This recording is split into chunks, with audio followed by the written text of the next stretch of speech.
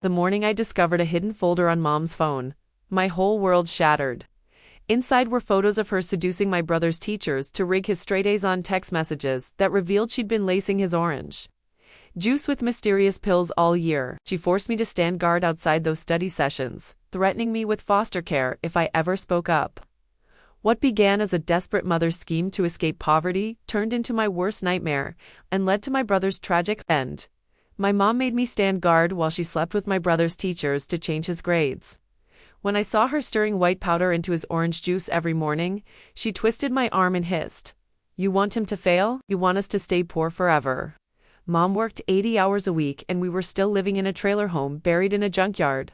So when my older brother, Brad, started his sophomore year, he didn't just turn 15, he became Mom's ticket out. I still remember how she looked at his straight A's, tears in her eyes.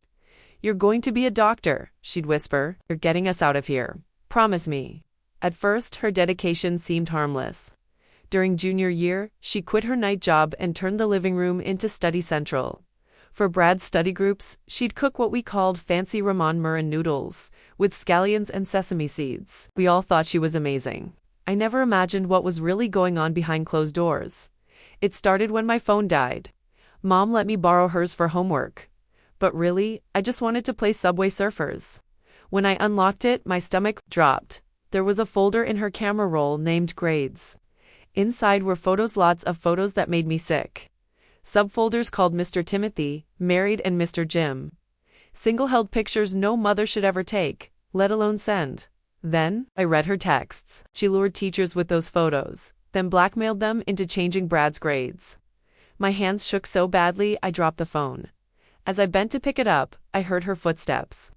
"If you tell anyone," she whispered, "they'll take you away. Foster care is worse than anything you can imagine." The next morning she dragged me to school early. "What for?" I asked. She only said, "Now that you know you're going to help." In an empty classroom. I realized what she meant. My job was to stand guard outside while she gave Brad's teacher a little something. Sometimes I heard muffled voices or furniture moving and squeezed my eyes shut until I saw stars. One day, Mr. Jim stormed out, shirt untucked. Mom straightened her skirt and lipstick, smiling like she'd just won the lottery a week later. She came home with master passwords and administrative access to change grades directly in the school system. Her hands trembled with excitement as she logged in. When I asked where she got it, she replied, "Your brother works so hard. I'm just helping format things properly." I watched her research college application strategies until 3 a.m., fueled by instant coffee and whatever pills she bought from the sleazy guy at the gas station. The next morning, I watched her stir white powder into Brad's juice. "Vitamins," she told him. "They'll help you focus." I opened my mouth to warn him, but Mom mouthed, "Foster care," and I forced myself to stay silent. Over time, I saw Brad's hands shake during dinner and heard his complaints of headaches. Mom increased the doses, a little extra on test days, the most 4 finals. I tried diluting his juice once. She caught me and twisted my arm until it bruised. "You want him to fail. You want us to stay poor forever," she spat. I never imagined how badly we'd all get burned until that morning. Brad lay unconscious on his bedroom floor, foam at his mouth, lips blue. Mom stood frozen, clutching an empty pill bottle. I screamed, "Mom, call 911." But she just wept, whispering, "He needs to take the test." I grabbed her phone and dialed. The paramedics came and worked on Brad as Mom tried to hide the pill bottles. I showed the EMTs the evidence. At the hospital, Brad flatlined twice. He was pronounced dead at 4:38 p.m., the cause: heart failure from a drug overdose. When police arrived, Mom wailed about foster care. I wrapped myself in Brad's hoodie, the one he wore to every study session.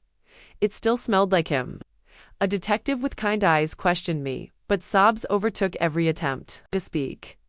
Child Services took me away an hour later. I grabbed my sketch, bookhand Mom's unlocked tablet, hand snapped screenshots of her cloud backups, every sick folder, every corrupt photo. I handed the tablet to a detective, who carefully bagged it as evidence. Foster care smelled like cigarettes and cat litter. My foster parents, Bill and Sharon, barely glanced at me. Sleep wouldn't come. I kept seeing Brad's blue lips. 3 days later, the detective called. Mom refused to cooperate without seeing me. I chose to visit her, partly to face her, partly to make her know I knew everything. In the jail visiting room, Mom looked small in her orange jumpsuit. She pressed her hands to the glass and begged me to lie for her. My rage and grief collided. "You called him," I blurted. Her fist slammed the glass so hard, a guard stepped forward.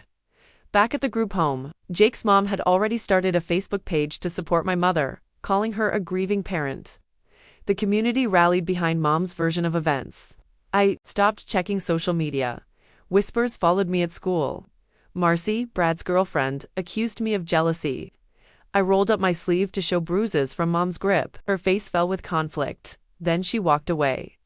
Aunt Helen, Mom's sister, won temporary custody. But her house felt like a shrine to Brad and Mom. Photos covered every surface. I felt invisible. She pushed me toward family therapy. I refused. Helen threatened foster care if I didn't recant. Within hours, Mom's lawyer used my anxiety med history and old Instagram posts to paint me as unstable. I called the prosecutor from a school bathroom, forwarding every screenshot and cloud link.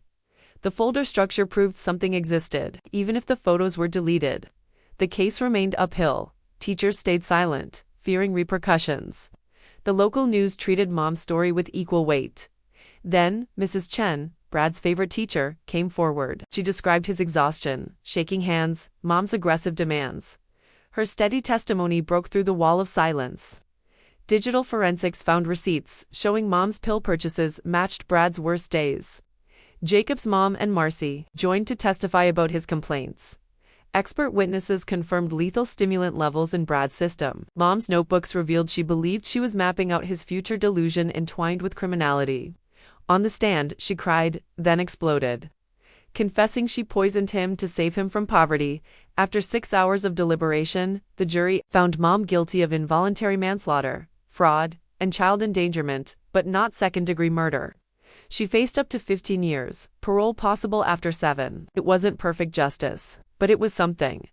I was placed with trauma-experienced foster parents. Mrs. Chen visited weekly, sharing memories of Brad's genuine brilliance. A year later, I interned in the prosecutor's office, guiding other teen witnesses. I visited Brad's grave every week, telling him about my art classes, my new foster siblings, and how partial victories still mattered. Mom's appeal was denied. She served at least 7 years. Brad would have been 25 now, maybe in med school on his own merit. Instead, his memory fuels my work, helping other young survivors navigate a system built to silence them.